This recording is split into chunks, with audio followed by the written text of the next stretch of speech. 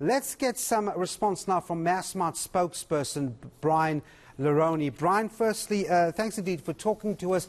How disruptive has the strike activity been across your stores around the country this afternoon? Good afternoon, Devon. So I think the most important thing to note is that the support for the strike has been at under a quarter of the Sakawa membership at Massmart. So we estimate that around 21% of employees participated in it. We did implement strike contingency plans, which included hiring contract workers in our stores. And so our stores are operating smoothly. In fact, in certain of our stores, we currently have more staff than we would normally have on a Friday afternoon. You've got 413 stores, according to one of your releases earlier today. How many of those stores have actually seen picket activity? So we've seen 36 pickets at our 420 sites around the country, and that was at the midday high. So mid-morning was when we saw most pickets. Our picketing activity has dropped off considerably as the afternoon has progressed.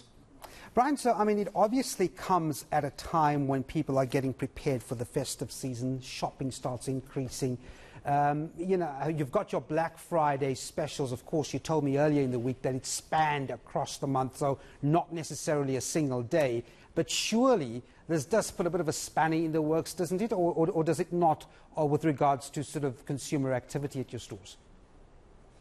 Well, let me say it hasn't put a spanner in the work from what we can see of activity today, both in terms of customer visits to our stores.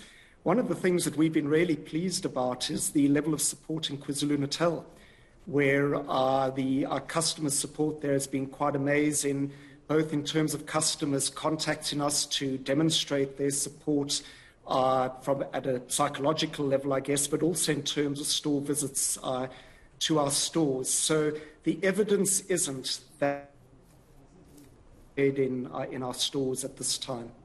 So let's get into some of the concerns we've been hearing on the ground, Brian. I mean, I think one of the biggest one that's been recurring since the morning from some of the union representatives was what they call this lack of consultation on a number of issues. The shortening of working hours, for example, thereby, crunching the earnings of workers. Some saying from 195 hours, they're down to 120. Of course, the issue of retrenchments are coming up. What's your response to some of these concerns that, of course, you've been hearing on some of the clips we've been playing? Yes, of course, we have heard them. I need to say that the concerns we're hearing are certainly not covered in the strike certificates that have been issued.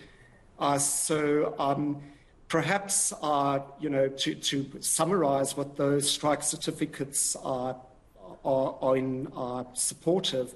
In the first instance, it's around job loss. Remember that Sakawa advised members not to accept job offers that we had made elsewhere in the group. Those people are without jobs at the moment. We have offered to reopen those jobs, but have heard nothing from Sakawa. A second area at Macro is there are 170 customer relationship officers who are demanding higher salaries and higher car allowances. Our view is that their current cell phone and car allowances are sufficient, and that is in fact the only matter covered in the Macro dispute. And then we have a wage dispute at Builders Warehouse, where the company is offering a 4% increase, Sakawa demanding a 10% increase. Interestingly, though, is that Builders employees have said to us they would prefer to take the increase and not go on strike. And if you look at the level of support at Builders for the strike, you will see that 640 Builders employees have attended or have participated in the strike of a total union membership at Builders of 2,561. So I would question Sakawa's view that there's a strong membership mandate for the strike action. I don't believe there is. 21% of all their membership out on strike today, as measured by our absenteeism statistics. That doesn't look to me like a strong membership mandate. So just finally, I mean, if they sit down with you, what's your position? First of all, would you be sitting down on a table with them, and what would your position be at that table? Yeah, Devin, it's a really good question. We, in fact, set up a process facilitated by the CCMA in September, which Sakawu left. They didn't want to continue it. We have kept the doors open and the lines of communication throughout the current disputes, and today as well. We have heard nothing from Sakawu. They're stonewalling us. All right, we're going to have to leave it there. Brian Leroni, thanks very much indeed for talking to us, the spokesperson of Massmart. All right.